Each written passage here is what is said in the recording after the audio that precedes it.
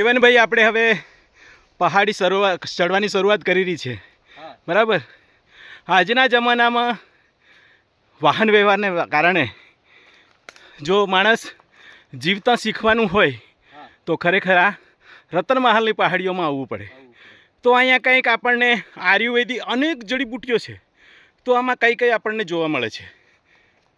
તો સાહેબ આપણને બતાવું છું, આ એક કડાનું ઝાડ છે. હા હા. આ જે ઝાડ છે એ મોટું પણ થાય છે. હા હા.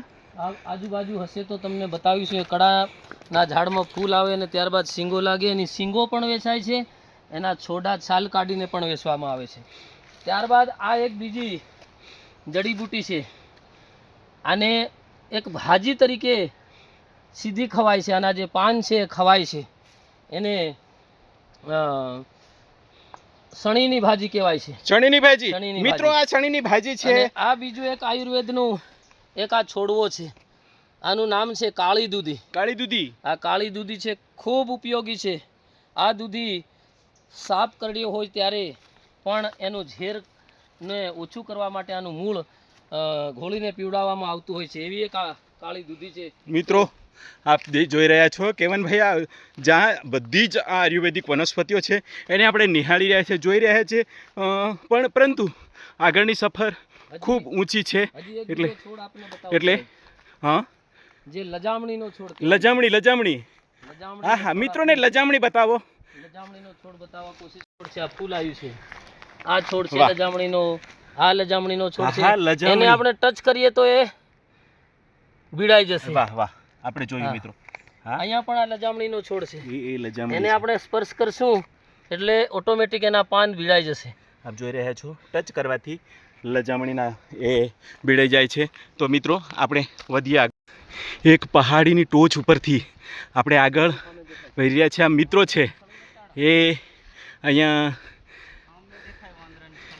વાહ, અહીંયા પોઈન્ટ છે, આપ જોઈ રહ્યા છો. અમે બતાવી રહ્યા છીએ આપણને.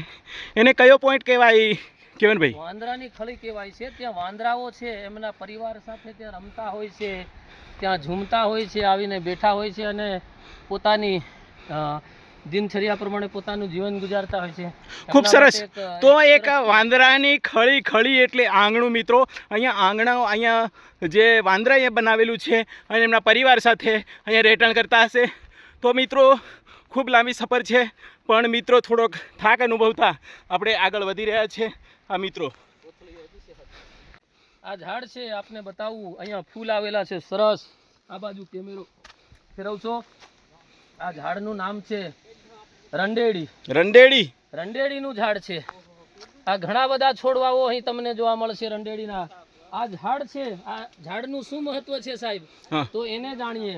તો એક આ ઝાડ છે, આ ઝાડનું જે એના બુંદડા કાઢી અને જંગલની અંદર લાકડા લેવા આવે છે જ્યારે ગામના માણસો, ત્યારે એના બુંદડાથી ભારા બાંધવામાં આવે છે. ત્યારબાદ ખાસ એનો ઉપયોગ, આ ઝાડનું જે મૂળ છે એને મૂળને જમીનમાંથી કાઢી લેવામાં આવે છે. કાઢીને એને બરાબર વાટી લસોટી અને એનો લેપ બનાવી અને કોઈ પણ જગ્યાએ દાતરડું વાગ્યું હોય, કુવાડી વાગી હોય, કોઈ તીર વાગ્યું હોય કે ક્યાંક પડી ગયા હોય, ગાડી પરથી પડી ગયા હોય, ત્યારે તમે એના મૂળનો લેપ લગાવી દો તો ખૂબ ઝડપથી 3, 4 કે 5 દિવસની અંદર રૂજ વળવા માંડી જાય છે અને ખૂન વહેતું બંધ થઈ જાય છે. એવું આ મહત્વ છે. આપણે રતનમહાલની પહાડીઓ ઉપર ફરી રહ્યા છે, આનંદ માણી રહ્યા છે. પણ અહીંયાનો જે પ્રકૃતિનો નજારો છે અમે આજે પણ જોયો છે, આજે જોઈ રહ્યા છીએ, આપણને પણ બતાવવા પ્રયત્ન કરીએ છીએ. કેવનભાઈ, અહીંયાના જે વૃક્ષો છે એ વૃક્ષો કેટલા મોટા છે અને કેટલા આયુષ્યના છે એ જરા આપણા મિત્રોને બતાવશો. આ સામે સાહેબ કેમેરાથી બતાવશો. જે વૃક્ષ છે એ વૃક્ષ કલમનું ઝાડ છે. એનું નામ તમે સાંભળ્યું હશે. આપણે આ આદિવાસી વિસ્તારની અંદર આ કલમ છે અને આ કલમ કમસે કમ 80 થી 100 વર્ષથી વધારે વર્ષનો હશે એટલું એનું આ ઝાડ મજબૂતાઈવાળું અને ખૂબ મોટું વૃક્ષ છે. એને આપ જોઈ શકો છો. હવે આ કલમની વાત કરીએ તો આ કલમનો ઉપયોગ શું હોય છે, તો અમારા આદિવાસી સમાજની અંદર આ જે કલમ છે બાબા ઇન્દ્રદેવના એટલે કે ઇન્દ્ર રાજાના, ઇન્દ્ર દેવતાના દાળું કરવાના હોય છે, એંદ કરવાની હોય છે, ઈંદ કરવાની હોય છે, ત્યારે આ કલમનું જે ઝાડ છે એની પૂજા અર્ચના કરવામાં આવે છે, એને નમન પ્રણામ કરવામાં આવે છે.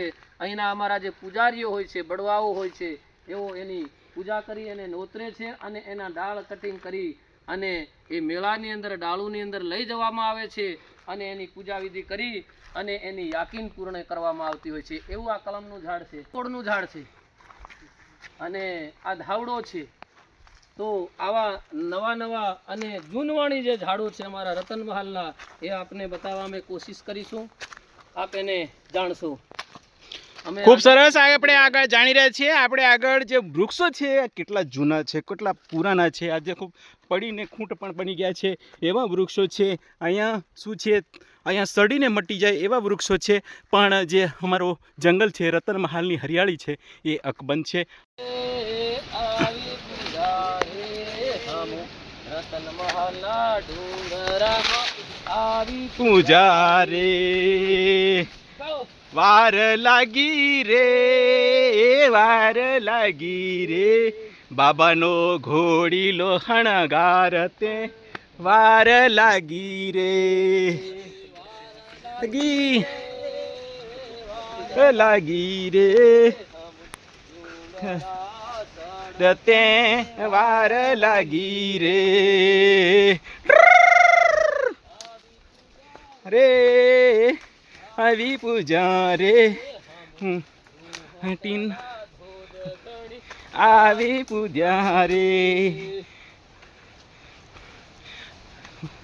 બાબા સરવરીએ જય ઉભો રીજે રે વાજા વાગે છે.